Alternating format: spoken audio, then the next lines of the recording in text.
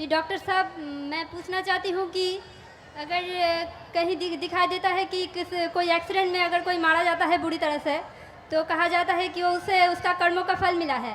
लेकिन अगर कोई 2 महीने का या 1 महीने का बच्चा मर जाता है, तो उसको कैसे उसका कर्मों का फल मिला? क्योंकि वो अभी-अभी इस पृथ्वी पर आया है, तो फिर कैसे उसको कर्मों का फल मिला है? बहन का सवाल है कि अगर कोई इंसान एक्सीडेंट में मारा जाता है तो बोलते हैं कि उसे कर्मों का फल मिला है। अगर एक 2 दिन या 2 महीने का बच्चा अगर मर गया तो उसे कैसे कह सकते हैं कर्मों का फल? ये सवाल एक अहम सवाल था। और आप देखेंगे धार्मिक किताब चाहे कुरान या वेद में, कुरान में लिखा है कि इंसान इस दुनिया में आएंगे, इस दुनिया में जिएंगे और ये दुनिया आपके लिए इम्तिहान है। फिर आप मर जाएंगे, फिर आपकी अगली ज़िंदगी आखिरत में होंगी। वेद में आप पढ़ेंगे, वेद में भी पढ़ेंगे, ऋग्वेद में जिल्द नंबर 10 में, उसमें लिखा है कि पुनर्जन्म, पुनर मतलब नेक्स्ट, अगला, जन्म मतलब बर्थ, पुनर्जन्म मतलब नेक्स्ट बर्थ, हू बहू जैसे कुरान में लिखा है।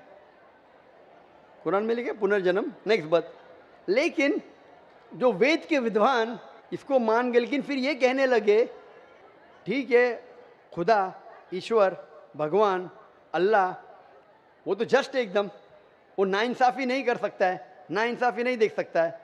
तो ये 2 महीने का बच्चा जब मर जाता है तो उसको काहे की सज़ा मिली? इसीलिए उन्होंने एक नई चीज़ को वजूद में लेके आए, जिसे संस्कृत में कहते हैं संस्कारा। संस्कारा ये वेद में नहीं लिखा है, वेद में लिखा है पुनर्जन्म, मैं उसको मानता हूँ। दूसरी किताब आप पढ़ेंगे, उसमें लिखा है संस्कारा। संस्कारा means cycle of birth and rebirth, birth and rebirth. संस्कारा मतलब आप दुनिया में आएंगे, फिर मरेंगे, फिर आएंगे, फिर मरेंगे, फिर आएंगे। तो फिर एक नई फिलॉसफी, एक नई सोच आ गई दिमाग में और कहने लगे कि इंसान, हर जीवित चीज़ अलग अलग रूप लेता है। अच्छे कर्म करेगा तो अगली ज़िंदगी में अच्छा रूप लेगा, बुरे कर्म करेगा तो अगली ज़िंदगी में बुरा रूप लेगा।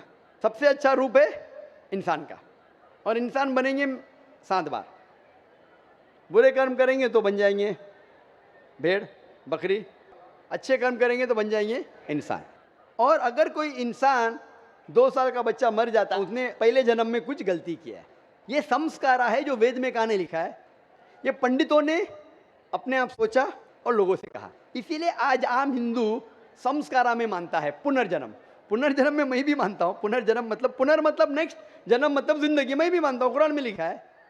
लेकिन पुनर्जन्म का ये नहीं मौत जिंदगी, मौत जिंदगी, पुनर्जन्म नेक्स्ट जिंदगी, मैं मानता हूँ उसमें, कुरान में भी लिखा है। लेकिन ये पुनर्जन्म को ऐसा रंग दिया गया है कि आप दुनिया में आते, फिर मरेंगे, फिर आएंगे, फिर मरेंगे, फिर आएंगे। तो 2 साल का बच्चा मर गया, उसकी क्या गलती थी? तो ये लोग सोच नहीं पाए, लेकिन इसका जवाब कुरान में है।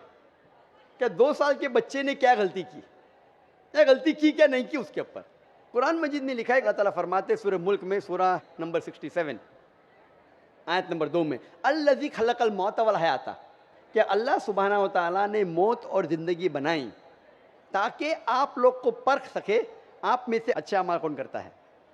तो ये ज़िंदगी हमारे लिए एक इम्तिहान है और इम्तिहान के उसूल दिए गए हैं।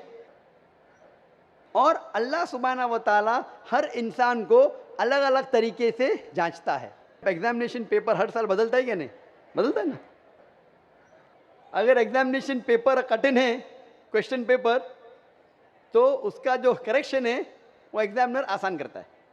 अगर एग्जामिनेशन पेपर आसान है तो करेक्शन कठिन होता है। तो इसी तरीके से कुछ लोग को अल्लाह ने गरीब बनाया, कुछ लोग को अमीर बनाया, कुछ लोग को सेहतमंद बनाया, कुछ लोग को बीमार बनाया। किधर भी नहीं लिखा है कुरान में क्या गरीब इंसान अच्छा क्या अमीर इंसान अच्छा, या सेहतमंद जन्नत में जाएगा या बीमार जन्नत में जाएगा। अल्लाह ताला जांचना चाहता है कि अगर मैं इसको अमीर बनाया तो कुरान का उसूल है उसको ज़कात देना चाहिए। 2.5% अपने निसाब से ज़्यादा जितना पैसा उसके पास है, 85 ग्राम सोना से ज़्यादा पैसा है, 2.5% उसको हर साल, हर कमरी साल उसको देना चाहिए ज़कात में। अमीर तो बन गया, वो गरीब आदमी को 0 देने का। तो ज़कात के सवाल जवाब में उस गरीब इंसान को 100 में से 100 मार्क्स, वो अमीर इंसान शायद देगा ही नहीं तो 0 मिल गया, बेचारा फेल हो जाएगा। या हो सकता है कि आधा देता है तो कम मार्क्स मिलेंगे। तो यहाँ हम बोलते गरीब इंसान, अरे बेचारा, बेचारा क्या, उसको 100 में से 100 मार्क्स मिल गए, ज़कात में उसको 100% मार्क्स, वो अमीर इंसान के लिए इम्तिहान है। इसीलिए अल्लाह के रसूल फरमाते कि गरीब इंसान को जन्नत जाना और आसान है बनिस्बत अमीर को। और जितने साहबा जो अमीर थे उनसे पूछताछ ज़्यादा होंगी। साहबा थे, अल्लाह के रसूल के करीब थे, फिर भी उनकी पूछताछ ज़्यादा हुई।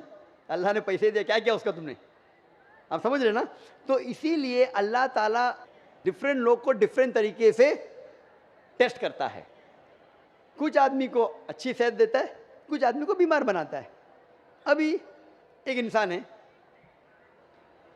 जो शादी करता है, दोनों मियाँ बीवी अल्लाह को मानते हैं, अच्छे काम करते हैं, उनका बच्चा पैदा होता है विद कंजेनाइटल हार्ट डिजीज, दिल की बीमारी से पैदा होता है।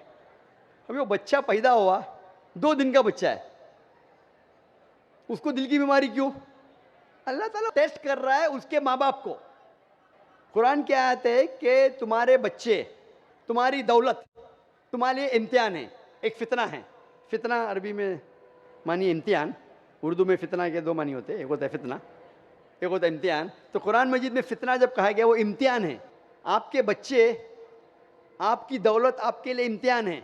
ज़्यादा दौलत है तो खैरात में देना चाहिए, बच्चे हैं तो आपके लिए इम्तिहान है। तो अल्लाह ताला टेस्ट करना चाहते उन मियाँ बीवी को कि अगर मैं उनके लिए ऐसा बच्चा पैदा करूं जिसको हार्ट डिजीज है, फिर भी वो मेरे पे ईमान लाते क्या नहीं? जितनी कठिन इम्तिहान उतनी डिग्री ऊंची।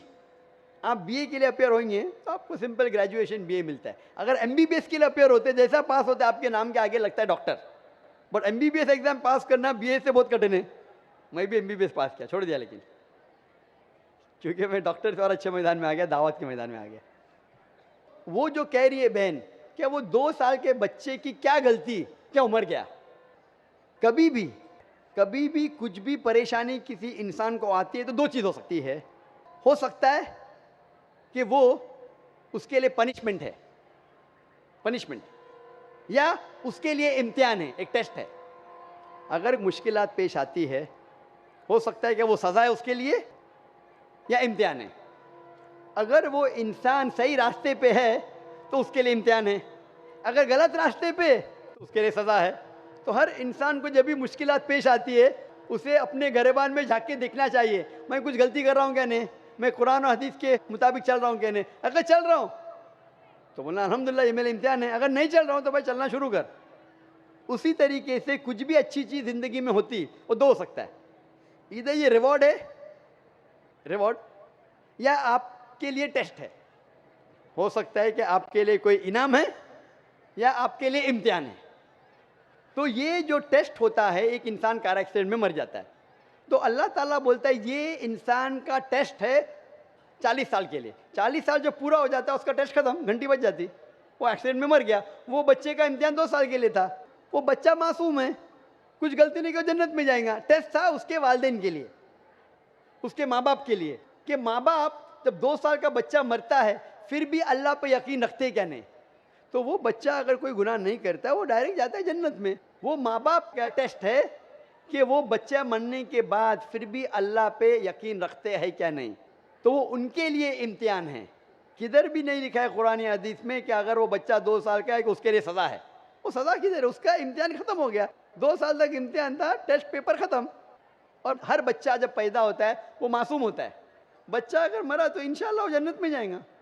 बड़े होने के बाद जब अल्लाह आपको जहन देता है, आपको सोचने की क़ुव्वत देता है, आप डिसीजन खुद ले सकते हैं, फिर अगर आप गलती किए तो आप जिम्मेदार है, अगर अच्छे काम किए तो आप जिम्मेदार है। इसीलिए जब आप बालिग होते हैं तो फिर आप पे जिम्मेदारी होती है कि आप अल्लाह सुब्हाना व तआला, खुदा ईश्वर की बात पे अमल कर रहे हैं क्या नहीं।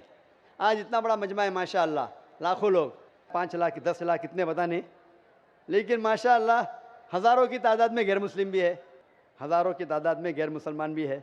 आपने मेरा पैगाम सुना, अभी आप जब घर जाएंगे तो आपसे पूछ भी होंगी ना ऊपर से कि आपने पैगाम सुना, अमल किया कि नहीं। अगर पैगाम सही नहीं लगा तो सवाल क्यों नहीं पूछे, अगर सही लगा तो अमल क्यों नहीं किए। तो उस तरीके से अल्लाह ताला इम्तिहान लेता है लोगों का। अगर पैगाम सुनने के बाद फिर भी आप अमल नहीं करें तो आखिरत में आप जवाब क्या देंगे? आप ये नहीं बोल सकते ना मुझे किसी ने नहीं कहा। वो था एक जाकिर आदमी जो था, मुंबई से आया था, उसने तो कहा, तो आपने क्यों नहीं उसके ऊपर अमल किया? अगर उसका पैगाम गलत था तो क्यों नहीं उसे पूछा? तो मैं मेरा पैगाम पहुंचाने के अलावा आपको मौका देता हूं भाई पूछने के लिए, आप पूछ सकते हैं, तो मेरी जिम्मेदारी पूरी। फज़क्किर इन्नमा अंत मुज़क्किर, अल्लाह ताला कहते हैं कि रसूल से, चैप्टर नंबर 88 सूरह गाशिया में वर्स नंबर 21-22, फज़क्किर इन्नमा अंत मुज़क्किर, आपका काम है पैगाम पहुंचाना, हिदायत देना अल्लाह के हाथ में, तो मैं सिर्फ पैगाम पहुंचा रहा हूं। तो उस बच्चे की कोई गलती नहीं, ना उसने कुछ गुनाह किया, वो टेस्ट है, इम्तिहान है उसके वालिदैन के लिए। जिस तरीके से कुरान में कहा गया है कि आपके बच्चे, आपकी दौलत आपके लिए इम्तिहान है। खूब ध्यान से